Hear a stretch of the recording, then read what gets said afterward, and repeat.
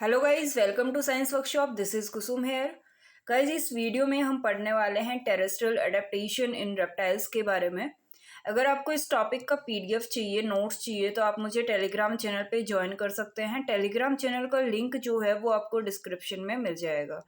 ठीक है, तो आइए देखते हैं टेरेस्ट्रियल एडेप्टेशन इन रेप्टाइल्स के बारे में। देखो, रेप्टाइल्स जो है वो फर्स्ट ऐसे एनिमल कंसिडर किए जाते हैं जो कि लैंड पे रहते थे। ठीक है, वैसे तो इससे पहले एम्फीबियंस भी थे, लेकिन वो वाटर और लैंड दोनों पे रहते थे। लेकिन पूरी तरह से लैंड पे रहने वाले एनिमल्स किसको कंसिडर किया जाता है? रेप्टाइल्स को जो है वो कंसिडर किया जाता है। रेप्टाइल्स किससे इवॉल्व हुए? इनका जो इवोल्यूशन है वो वाटर ड्वेलिंग एंसेस्टर से हुआ है, जो कि पैलियोजोइक एरा के अंदर जो वाटर ड्वेलिंग ऑर्गेनिजम्स थे वो लैंड के ऊपर मूव कर गए। और ये कब की बात है? 280 मिलियन ईयर्स अगो पहले। ठीक है, वाटर ड्वेलिंग एंसेस्टर से किसका इवोल्यूशन हुआ है? रेप्टाइल्स का इवोल्यूशन हुआ है, जो कि पैलियोजोइक एरा के अंदर लैंड के ऊपर मूव कर गए। और कितने टाइम पहले? 280 मिलियन ईयर्स अगो। अगर हम रेप्टाइल्स के एग्जाम्पल की बात करें तो इसके अंदर कौन से एनिमल्स आते हैं? वो एनिमल्स जो कि रेंगने वाले होते हैं या फिर क्रीपिंग करने वाले होते हैं। मैक्सिमम हमें वही देखने को मिलते हैं। जैसे लिजार्ड हो गया, स्नेक्स हो गए, क्रोकोडाइल हो गए। ठीक है, ये सारे के सारे एग्जाम्पल किसके हो गए? रेप्टाइल्स के। देखो, टेरेस्ट्रियल एडेप्टेशन इन रेप्टाइल्स पढ़ रहे हैं तो हमें ये पता होना चाहिए कि एडेप्टेशन किसको बोल रहे हैं हम। देखो, adaptation is are nothing but the changes. किसी भी एनिमल किसी भी एनिमल की बॉडी के अंदर, किसी की भी एनिमल की बॉडी के पार्ट्स, बॉडी पार्ट्स हो गए, या फिर उसकी फूड हैबिट हो गई, फीडिंग हैबिट बोल सकते हैं, या फिर फूड हैबिट हो गई, या फिर उसके बिहेवियर के अंदर जो चेंजमेंट आते हैं, जो कि उनके सर्वाइवल के लिए क्या होते हैं? हेल्पफुल होते हैं। जो कि उनके सर्वाइवल के लिए क्या होते हैं? हेल्पफुल होते हैं। ऐसे चेंजेस जो को क्या बोलते हैं? एडेप्टेशन बोलेंगे। देखो, किसी भी एनिमल के बॉडी पार्ट में, उसके फूड हैबिट में, या फिर उसके बिहेवियर में कुछ चेंजेज आते हैं जो कि उसके सर्वाइवल के लिए क्या होते हैं? हेल्पफुल होते हैं। उसको हम क्या बोलते हैं? एडेप्टेशन बोलते हैं। ठीक है,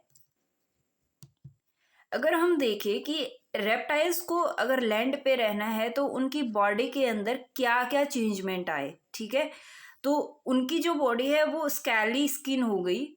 स्किन जो है उनकी वो स्कैली और थिक हो गई थी। सेकंड जो था वो था लंग्स का डेवलपमेंट बढ़िया से हो गया था। डेवलप्ड लंग्स उसके अंदर पाए जाते थे। इंटरनल फर्टिलाइजेशन उसके अंदर प्रेजेंट था। किसके अंदर? रेप्टाइल्स के अंदर। एग जो है वो कवर्ड था एक हार्ड शेल से। और water conserving excretory system present था, और वो कॉल्ड ब्लडेड थे। ये सारे के सारे जो एडेप्टेशन है वो किसके अंदर आए? रेप्टाइल्स के अंदर आए, जिन्होंने क्या करा? इनको लैंड पे रहने के लिए हेल्प करा। ठीक है, लैंड पे इन सारी चीजों की वजह से ये लैंड पे सरवाइव कर पाए। ठीक है, तो इनको हम डिटेल से पढ़ेंगे एक एक एडेप्टेशन के बारे में। देखो, scaly skin, they have developed a thick scaly skin that helps them to conserve moisture inside their bodies which help them survive to land. इनकी जो स्किन थी वो स्कैली हो गई थी। ठीक है, यानी कि शल्क टाइप पाए जाते थे, और काफी मोटी थी। थिक यानी काफी मोटी थी। क्यों? ये क्या हेल्प करती थी? अगर ये लैंड पे रह रहे हैं तो इनके अंदर मॉइस्चर जो है वो कंजर्व हो जाएगा। इनकी बॉडी के अंदर जो मॉइस्चर है वो कंजर्व हो जाएगा अगर स्कैली स्किन और थिक स्किन होगी तो, जो कि इनको लैंड पे सरवाइव करने के लिए काफ़ी हेल्पफुल रहती थी। खास करके जहाँ पे हॉट एरियाज है या फिर ड्राई एरियाज है वहाँ रहने के लिए। इनकी जो स्किन है उसके अंदर high level of keratin present है, और जो कि इनकी स्किन को वाटर प्रिवेंट करता है। लाइक स्किन के अंदर क्या प्रेजेंट है, कीरेटिन प्रेजेंट है, और कीरेटिन की वजह से वाटर का कंजर्वेशन होता है बॉडी के अंदर। ठीक है, वो स्किन के अंदर कीरेटिन प्रेजेंट होने की वजह से वाटर प्रिवेंट होगा और बॉडी के अंदर मॉइस्चर बना रहेगा। सेकंड जो अडेप्टेशन था वो था डेवलप्ड लंग्स। इनके अंदर जो लंग्स थे वो वेल डेवलप्ड थे। They have a fully developed lungs which helps them to breathe as its scales prevent them from absorbing oxygen through skin। देखो, इनमें लंग्स प्रेजेंट थे, डेवलप्ड थे, और इस वजह से ये लंग्स से ब्रीथ करते थे। ठीक है, और इस वजह से क्या होता था, स्किन जो स्कैली स्किन है वहाँ से उनको ऑक्सीजन अब्जॉर्ब करने की ज़रूरत नहीं होती थी। इस वजह से क्या होगा, बॉडी के अंदर मॉइस्चर बना रहेगा और वाटर कंजर्व रहेगा। वाटर की बॉडी के अंदर जो क्वांटिटी है वो कम नहीं होगी, और इस वजह से ये भी एक हेल्पफुल अडेप्टेशन था लैंड पे रहने के लिए।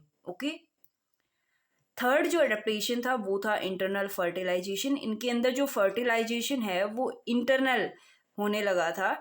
Like the reproduction in reptiles take place by means of internal fertilization, however to become completely independent from water। ये जो internal fertilization है ये completely independent था water से, यानी कि इनको fertilization के लिए water की ज़रूरत नहीं होती थी। जबकि amphibians में अगर हम देखेंगे तो amphibians जो है वो वाटर के अंदर जो अपने एग्स वगैरह छोड़ते थे और उनको वाटर की ज़रूरत पड़ती थी, आई मीन फर्टिलाइजेशन के लिए। लेकिन रेप्टाइल्स में ऐसा नहीं था। रेप्टाइल्स के अंदर इंटरनल फर्टिलाइजेशन डेवलप हो चुका था रिप्रोडक्शन के लिए, और ये पूरी तरह से वाटर इंडिपेंडेंट था। ठीक है, they provide a specialised aquatic environment for embryo development and this accomplished by special reproductive development known as an amniotic egg. देखो, हम एमनियोटिक एग के बारे में पढ़ते हैं। एमनियोटिक एग, जो एमनियोटिक एग है वो किसके अंदर सबसे पहले देखा गया, रेप्टाइल्स के अंदर ही एमनियोटिक एग का डेवलपमेंट हुआ था सबसे पहले। ठीक है, और इस एमनियोटिक एग के अंदर किसका, एम्ब्रियो का डेवलपमेंट होगा। ठीक है, और यहाँ पे ये एक एक्वेटिक एनवायरनमेंट प्रोवाइड करता है इस एम्ब्रियो के लिए। ये एमनियोटिक एग जो है एक एक्वेटिक एनवायरनमेंट प्रोवाइड कराता है इस एम्ब्रियो को। ठीक है, तो इस तरह से हम देखते हैं कि इंटरनल फर्टिलाइजेशन जो है वो पूरी तरह से इंडिपेंडेंट हो गया था वाटर से, और वो लैंड पे सर्वाइव करने के लिए ये जो एडेप्टेशन है वो भी काफ़ी हेल्पफुल रहा। ओके, नेक्स्ट देखते हैं। फोर्थ जो है वो है egg covered with hard shell. ये जो रेप्टाइल्स हैं ये ले करते हैं एग्स को, जो कि काफ़ी थिक और लेदरी कोटिंग होती है या फिर हार्ड कैल्शियम सेल से क्या होता है, वो कवर्ड रहता है। ठीक है, जिस वजह से वो सरवाइव कर पाता है लैंड के ऊपर। कुछ रेप्टाइल्स ऐसे होते हैं जो कि लाइव बेबीज को डिलीवर करते हैं।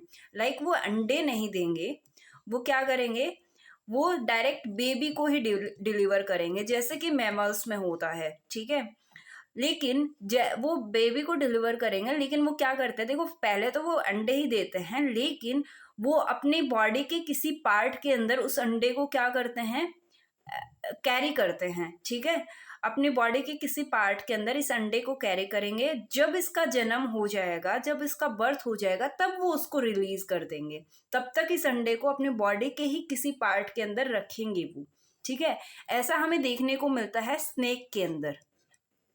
ओके गाइस, तो ये फोर्थ जो एडेप्टेशन था, जो इनका एग है, लाइक रेप्टाइल्स जो है वो एग ले करते हैं, और ये जो एग होता है वो थिक होता है, थिक और लेदरी कोटिंग होती है या फिर हार्ड कैल्शियम सेल से कवर्ड रहता है, और इस वजह से ये लैंड के ऊपर क्या कर पाते हैं, सरवाइव कर पाते हैं। और इसके अलावा रेप्टाइल्स कुछ ऐसे भी होते हैं जो कि डायरेक्ट बेबीज को ही डिलीवर करते हैं, वो भी कैसे करते हैं कि ये जो एग है उसको कैरी करते हैं अपने बॉडी के ही किसी पार्ट के अंदर, और जब उनका बर्थ हो जाता है तब उनको रिलीज कर देते हैं, और ऐसा स्नैक्स के अंदर देखने को मिलता है। आई होप ये पॉइंट क्लियर होगा गाइस। नेक्स्ट जो एडेप्टेशन है वो है वाटर कंजर्विंग एक्सक्रेटरी सिस्टम। इनका जो एक्सक्रेटरी सिस्टम था वो वाटर कंजर्विंग था। वो कैसे? They have efficient excretory system which help them to excrete a highly concentrated urine. Amphibia के अंदर आपको देखने को मिलेगा कि एम्फीबियंस में अमोनिया का सीक्रेशन होता है, ठीक है। एक्सक्रीशन किसका होता है? अमोनिया का होता है, और उसकी वजह से क्या होता है, वाटर की बहुत ज़्यादा उसको ज़रूरत पड़ती है उसकी बॉडी को, और जबकि वो तो वाटर में ही रहते हैं तो फिर उनकी पूर्ति हो जाती है, ठीक है। लेकिन लैंड पे रह रहे हैं तो वहाँ पे उनको वाटर को कंजर्व करना है, अपनी बॉडी के अंदर बनाए रखना है। तो रेप्टाइल्स के अंदर क्या हुआ, हाईली कॉन्सेंट्रेटेड यूरिन का एक्सक्रीशन हुआ एज ए एक्सक्रेटरी बोल सकते हैं अपन मटेरियल, ठीक है। एक्सक्रेटरी सिस्टम से यूरिन का क्या हुआ, एक्सक्रीशन हुआ, और ये भी एक एडेप्टेशन था लैंड पे रहने के लिए इनके लिए, ठीक है। क्योंकि यूरिन का एक्सक्रीशन होगा तो इनकी बॉडी के अंदर वाटर कंजर्व रहेगा। नेक्स्ट जो एडेप्टेशन है वो है कॉल्ड ब्लडेड। कॉल्ड ब्लडेड नाम सुना होगा आपने, और एक होता है वार्म ब्लडेड, ठीक है।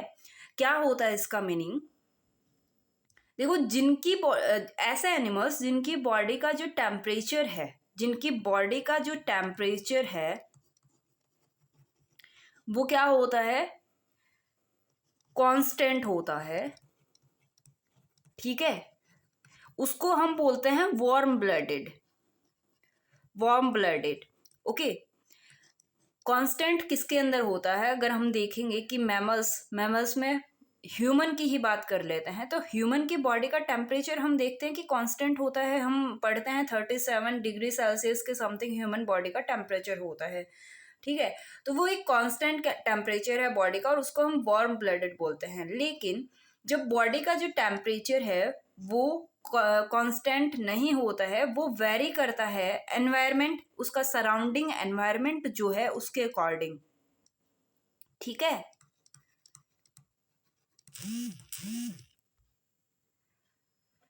जो बॉडी टेम्परेचर है वो वेरी करता है उसके सराउंडिंग एनवायरनमेंट के अकॉर्डिंग, तो उसको हम बोलेंगे कॉल्ड ब्लडेड। और ऐसा रेप्टाइल्स में प्रेजेंट होता है कि रेप्टाइल्स जो है वो कॉल्ड ब्लडेड होते हैं। इनकी बॉडी का जो टेम्परेचर है वो वेरी करता रहता है उसके सराउंडिंग एटमॉस्फेयर के अकॉर्डिंग। तो ये भी एक तरह से एडेप्टेशन था उनके टेरेस्ट्रियल एडेप्टेशन की तरह इसको ऐड कर सकते हैं, या फिर टेरेस्ट्रियल लाइफ पे रहने के लिए ये इनकी बॉडी के अंदर कुछ एडेप्टेशन, कुछ चेंजेज आए थे, ठीक है। आई होप गाइज ये क्लियर रहा होगा आपको। तो हमने 6 एडेप्टेशन इसके अंदर देखे कि क्या क्या चेंजमेंट आए जो कि हेल्पफुल रहे रेप्टाइल्स के लिए लैंड पे रहने के लिए। और लैंड पे रहने के लिए इनको क्या चाहिए, अपनी बॉडी को मॉइस्चर रखना है, बॉडी के अंदर वाटर कंजर्व करना है, और ये सारी की सारी चीज़ें इनको अलाउ करती है बॉडी के अंदर वाटर कंजर्व करने के लिए, ठीक है। एक बार फिर से देख लेते हैं कि क्या क्या पॉइंट्स थे मेन। स्केली स्किन थी, इनकी जो स्किन है वो स्केली हो गई और थिक हो गई, जिसकी वजह से जो बॉडी के अंदर क्या हुआ, वाटर का कंजर्वेशन रहा। लंग्स जो है वो डेवलप्ड हो गई, जिसकी वजह से इन लंग्स से ब्रीथिंग होता था, ऑक्सीजन लेने के लिए स्किन की ज़रूरत नहीं होती थी, और वाटर का कंजर्वेशन रह जाता था। थर्ड जो अडेप्टेशन था वो था इंटरनल फर्टिलाइजेशन। इनका जो फर्टिलाइजेशन रिप्रोडक्शन का टाइप जो है वो इंटरनल हो गया था। इंटरनल फर्टिलाइजेशन होता था जो कि पूरी तरह से वाटर इंडिपेंडेंट था, वाटर पे ये फर्टिलाइजेशन के लिए डिपेंड नहीं करते थे। फोर्थ जो अडेप्टेशन था वो था इनका जो एग है वो कवर्ड रहता था बहुत ही हार्ड शेल से। शेल का मतलब होता है उस कवच बोल सकते हैं। उसके बाहर जो लेयर प्रेजेंट होता है सेल, एग के बाहर का जो लेयर प्रेजेंट होता है वो काफ़ी हार्ड शेल था जो कि कैल्शियम का बना था। ठीक है। इसके अलावा इसमें वाटर कंजर्विंग एक्सक्रेटरी सिस्टम था जिसके अंदर यूरिन का एक्सक्रीशन होता था और वाटर का कंजर्वेशन होता था, और ये कॉल्ड ब्लडेड एनिमल्स हैं। ठीक है। तो ये मेजरली एडेप्टेशन थे जो कि इनको लैंड पे सरवाइव करने के लिए हेल्पफुल थे। तो आई होप गाइज ये वीडियो आपके लिए यूजफुल रहा होगा और टॉपिक आपको समझ आया होगा। अगर फिर भी कोई डाउट बचता है तो आप मुझे कमेंट बॉक्स में पूछ सकते हैं। ठीक है। अगर वीडियो अच्छा लगा, यूजफुल रहा तो प्लीज़ लाइक कर देना, शेयर कर देना अपने दोस्तों के साथ में, और चैनल को अभी तक सब्सक्राइब नहीं करा है तो प्लीज़ गाइस सब्सक्राइब भी कर लेना और बेल आइकन को प्रेस करना मत भूलना ताकि नेक्स्ट वीडियो का नोटिफिकेशन जो है वो आपको मिल सके। तो मिलते हैं नेक्स्ट वीडियो में, तब तक के लिए बाय, टेक केयर।